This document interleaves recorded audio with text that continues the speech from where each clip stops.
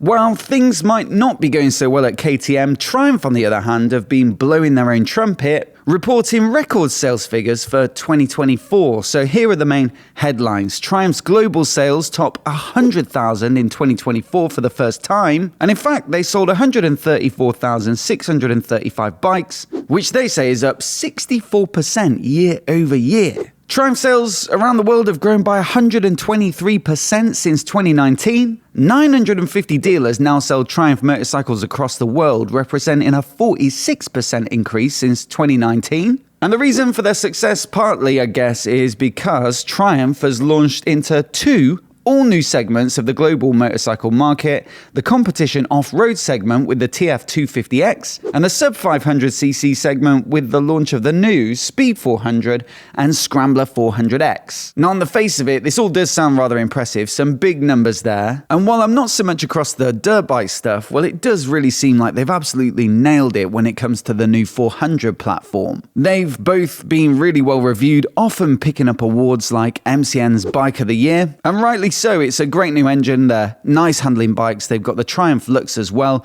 and all at just over £5,000. They were both amongst the top selling bikes in the UK last year, according to the MCIA figures, as we recently covered, and it seems like they've also done the trick in India as well, which must have been one of the primary motivators for developing this lineup, where they've reported their biggest growth in 2024, with sales now reaching 29,736. So lots of positive trends, but it did kind of have me wondering, how healthy is all this in the long run? Because we're purely talking about sales figures here, as though all bikes are created equal.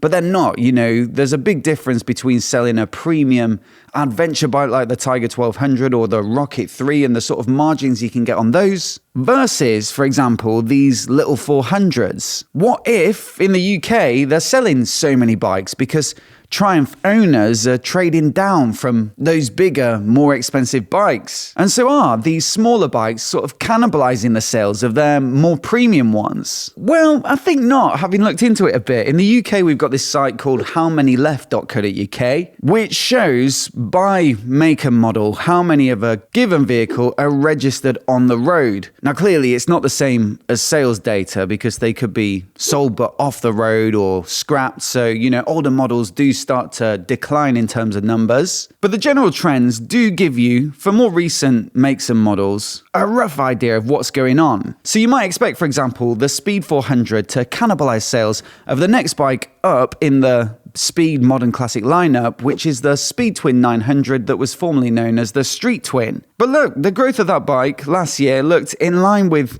previous years, and then if you add the Speed 400 sales on top, you can see combined there's certainly a pronounced increase, and it's the same for the Scrambler 400X. You might expect that to eat up some of the sales of the Scrambler 900, which was previously the Street Scrambler. But yeah, if that was the case, this graph would probably look flat in terms of the total numbers, but the 900 seems to be selling well, and the 400X is a nice little earner on top. So it seems like Triumph are in good health, or so they claim anyway, which is impressive given how challenging the motorcycle market looks to be at the moment.